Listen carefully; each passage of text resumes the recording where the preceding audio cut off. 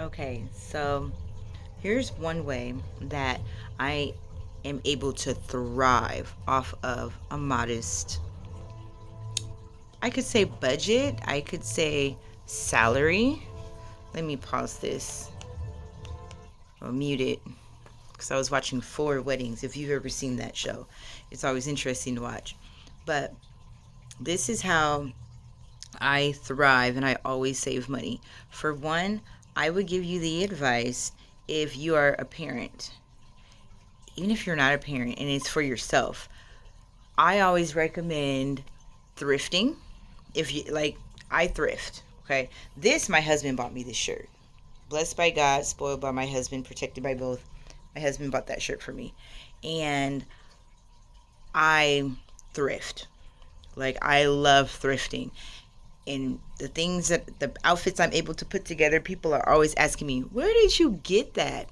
Where's oh, that outfit is so cute. Where'd you get it?" A thrift store. So look into thrift stores in your city, and the thrift stores on the like the I get you can maybe the more posh side of town.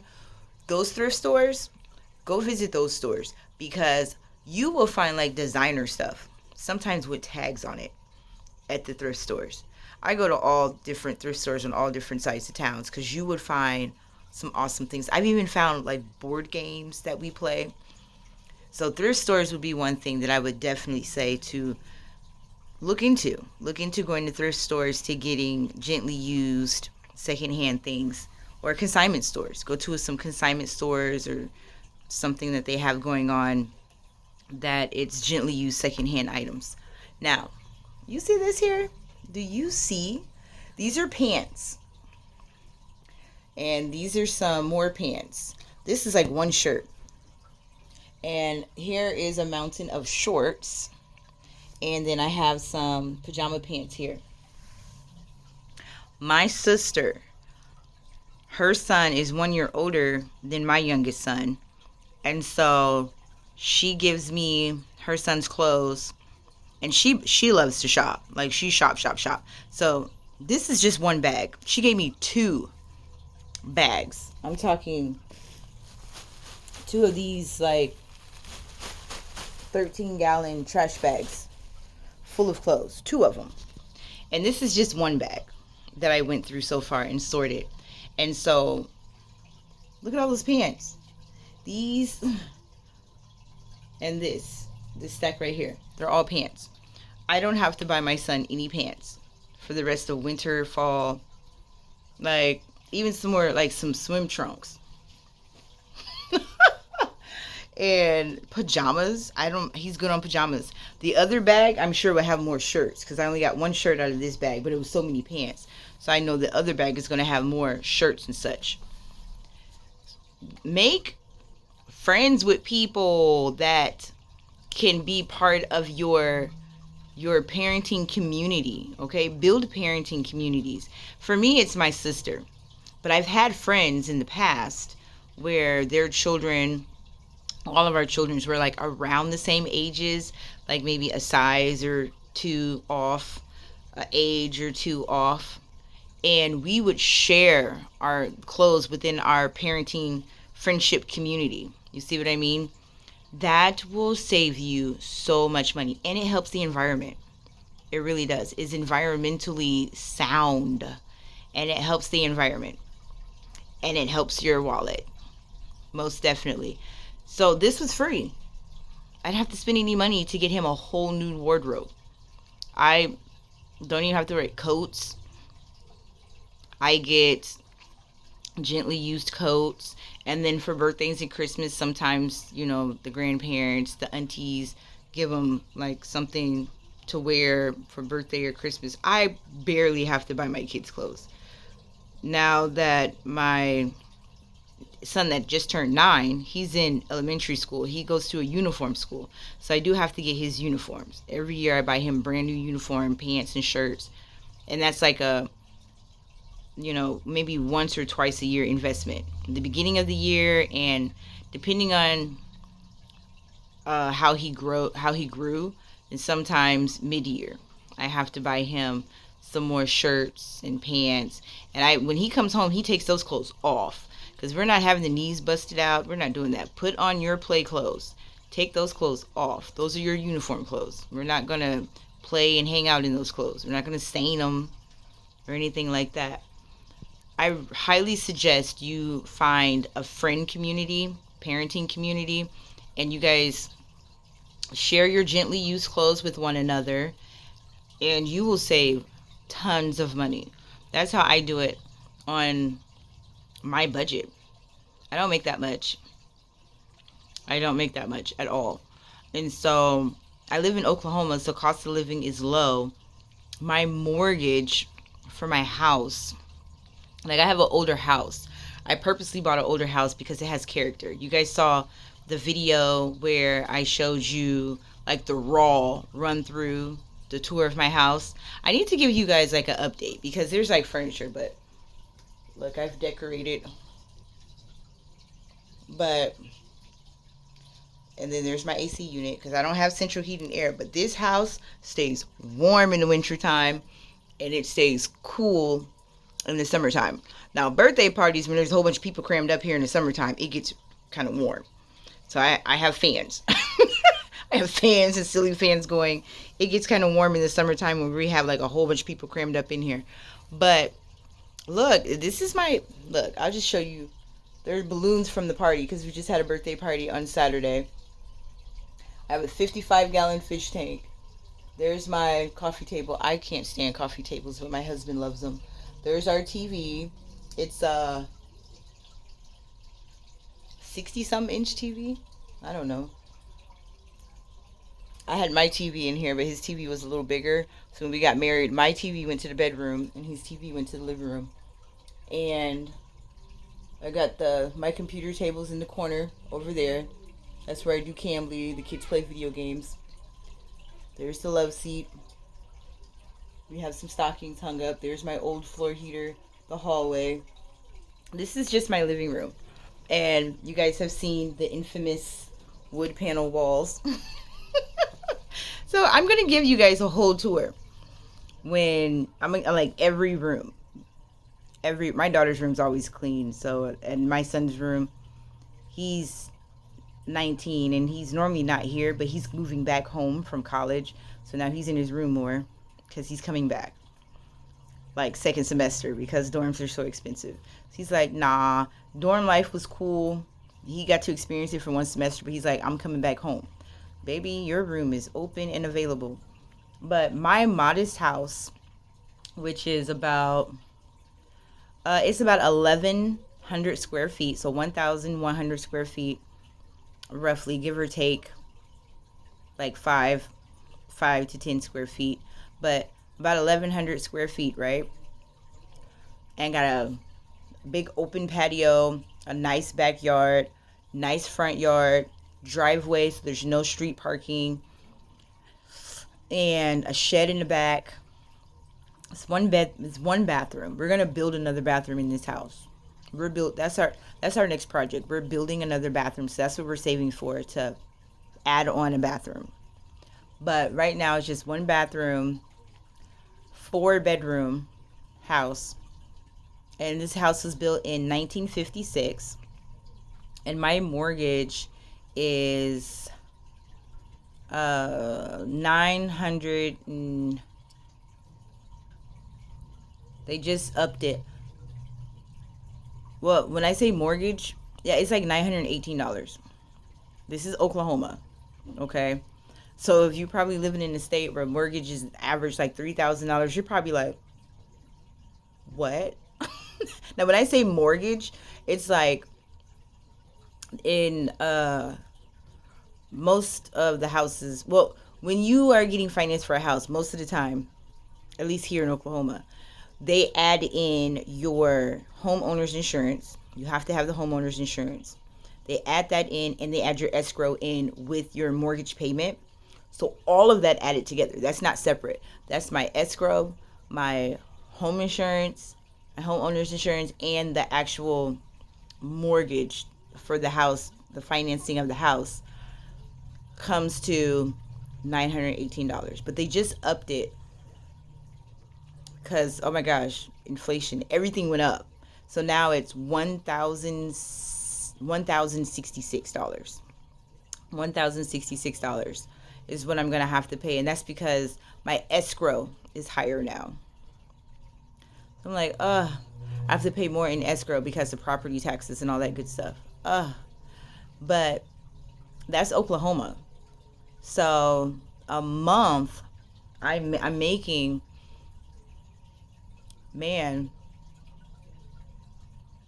me by myself, I make about, I'm not even counting my business ventures. I'm not even counting that because when you have your own business, it goes up and down. If I don't really push my marketing, there's months I don't have sales. Sales have been down because I've been so busy. So I haven't really sold anything in like 2 months. So not even counting my sales, just my nonprofit work I work at home, I work remote, nonprofit, and Cambly. I'm making about 3,000, about 3,800 a month. So $3,800 a month. My car payment is only my car payment is $313. And then for my car insurance, I pay for my car, I pay for my son's car insurance, and then my husband's car insurance is all together. And when I say I pay, like, I'm gonna tell you guys something. Like he pays the bills. He pays all the bills. But I'm just giving you guys an account. Before I got married, right? I was doing everything by myself. So I've only been married since July of 2024. But I still like to live off of just my income. But in all actuality, like, he pays the bills. I'm just keeping it 100 with you guys. But just living off of my income alone, that's $3,800, right? My car, 313. Car insurance is, for all 3 cars, is $296 for 3 cars. I have to have full coverage. We got liability on the other 2 cars because they're paid off. And utilities, mortgage is now $1,066. So right there, we're just at 15. Let's just say with the mortgage, with utilities, with my car payment, car insurance, and I have 2 whole life insurance policies. Let's just say every month all of those bills are $2,000. Let's just say that's $2,000 right off the rip. Okay? So then I still have just my income, about $1,800, $1,800 to work with. And I want to retire early. My plan is to retire at 54. I'm not going to wait until I already have everything planned out. So I told you guys like long ago, I do investing. So I invest in crypto. I do some stock investments, and it's all long term, no day trading.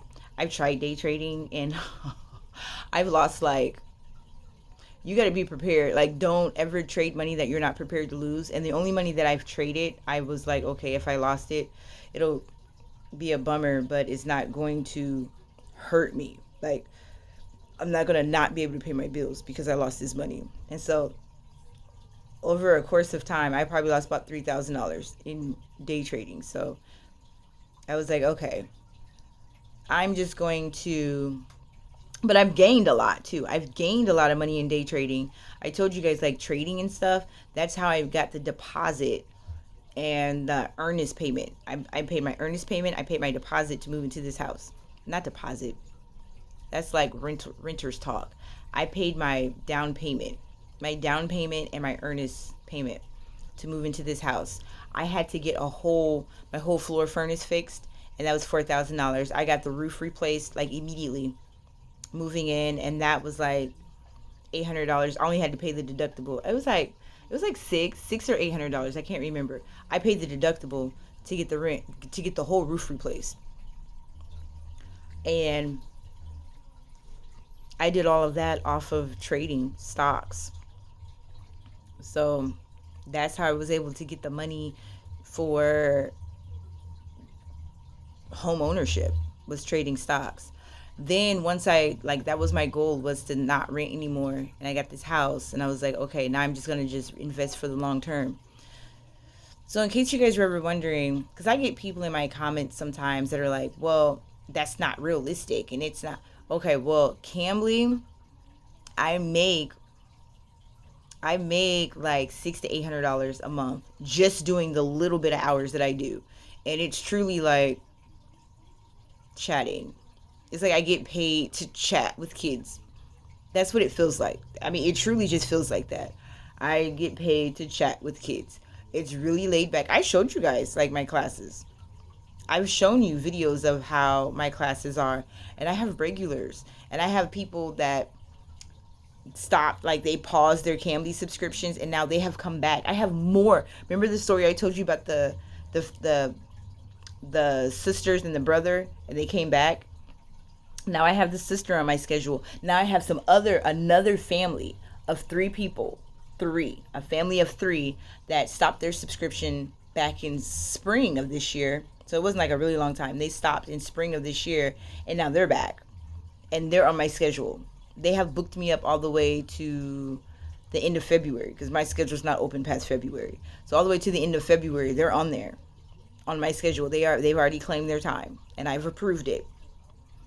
So my approach works for a lot of families. I just really, it's very casual, and I get to know them on a personal level, asking them about their day. They show me things. I show them things. It's it's really like it's like calling your auntie, talking to my little nieces and nephews. I'm auntie. That's what it feels like. It feels like I'm auntie to all these kids, and they're my nieces and nephews. And I really enjoy it. And I make $600 to $800 a month just doing that.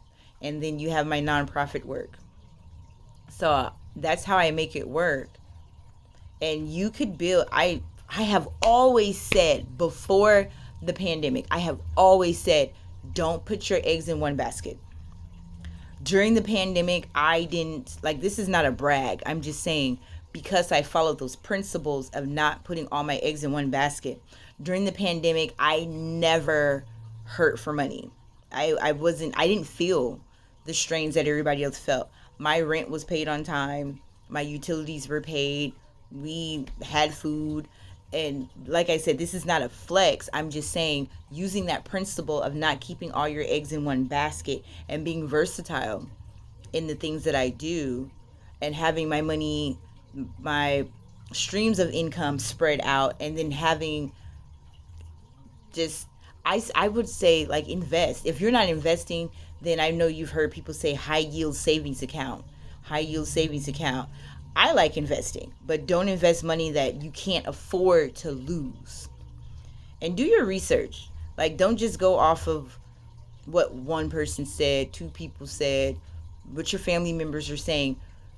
Use that, what people are saying, and take the initiative to look further into it. I got into investment because of what people shared with me. So I'm not saying ignore everything everybody says. I got into it because of what people had shared with me, and I took it further beyond that and did my own investing.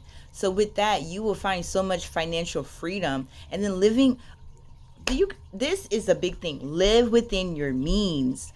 I wasn't trying to be like the Joneses and get the big old $300,000 house in the suburbs with the HOA. And there's nothing wrong with that. If you got it, great. But I wasn't going to get it. Like, I could have. I looked at houses like that. I could have. But I never would have been able, not never. I don't want to say never. I would still at this moment be in the 9 to 5 rat race, so to speak, where I couldn't have stepped out of my full-time brick and mortar teaching job to pursue the things that I love to do and just be home with my kids, like this little dude right here. That's Oliver. I'm home with him all day, every day.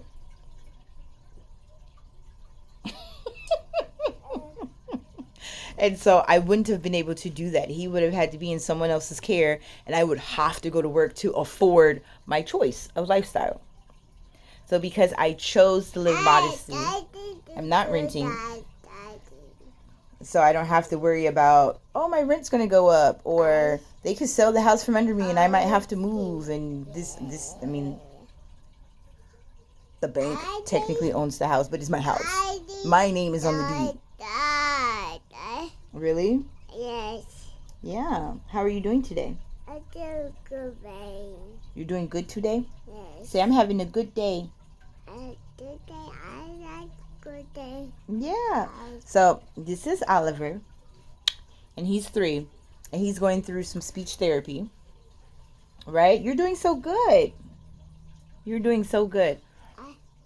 So he's been, like, I don't know if you, those of you that have been rocking with me since the beginning, you have seen as a newborn when he came home with the breathing machine and all types of machines. He was hooked up to so many machines. Home nurses. Now he has home therapy visits. He sees 3 different therapists. And we have a appointment in the morning with the neurologist, right? But I digress. No, I just wanted to really give you a video of hope and tips on, if you're sitting back wondering, like, how do these people do it? I only get a small amount on YouTube. I'm not one of those big YouTubers that, yeah, I monetize and all, but I don't know. I'm not popular yet. I'm just not popular to where my videos are getting thousands and thousands of views per video, because you get paid like per 1,000 views you get, and then that's how you make the most money. When you get those thousands of views, it starts racking up, because YouTube sees it as, wow, you're bringing so many people to YouTube and they're staying on here to watch your stuff, so we're gonna pay you to reward you for attracting people to our platform. But I'm not there yet, so I'm not even counting YouTube in that number, because there's some months where I don't get a check from YouTube, and then there's some months where I might get a check for like $200, which is something. It's a blessing. No matter what I get, it's a blessing. I put that all in my investing because I want to retire, and I can't wait until when I am in my 50s and I give you my retirement story, my retirement blueprint, so to speak. What I did is not a one-size-fits-all, but I guarantee you, living a modest lifestyle, making a circle, a support circle, whether it's family, friends, they have groups. As a matter of fact, I want to start a Facebook group. You guys, just talking to you guys gave me an idea. I'm going to start it today. I'm going to start a Facebook group of friends and that just want to network and fellowship together and share their resources with one another. Like, link up, support. Some parents don't have friends. Like, I don't have a lot of friends. I have friends, but I don't have a whole lot of friends. So you can support and buy their kids a birthday gift so that their kids are getting something. I mean, how beautiful is that? Share clothes. You want to, like, hey, I got all these clothes. I got these clothes for a mom that has a, because I'll be giving his clothes away. I don't have anybody in the family to give his clothes to, because he's the youngest. He's the baby. You're the baby of the whole family. Yeah, he's the baby of the family. So when his clothes are done with, I'm just like, I'll just donate them. I have nobody to give them to. I have been on Facebook where I've just given away bags of clothes and shoes. I've done that. Just posted on Facebook Marketplace, like, free. Come pick them up. I have done that. So you guys just gave me an idea. It's gonna have to be a local group, so I'm not gonna share it on this YouTube page, but it's gonna be like a Oklahoma local group where people can really get together and not have to pay for postage. But I love you guys though. Say you too. Say you too can be free. Say you too can be free. Say free. Free. Free. You're doing so good. I'm so proud of you. So, if you would like more videos on different things I do, saving money, let me know. And I love to share. That's what my channel is all about, sharing, so we can all be our best self and live our best blessed lives. Okay, say TTFN. TTF. N.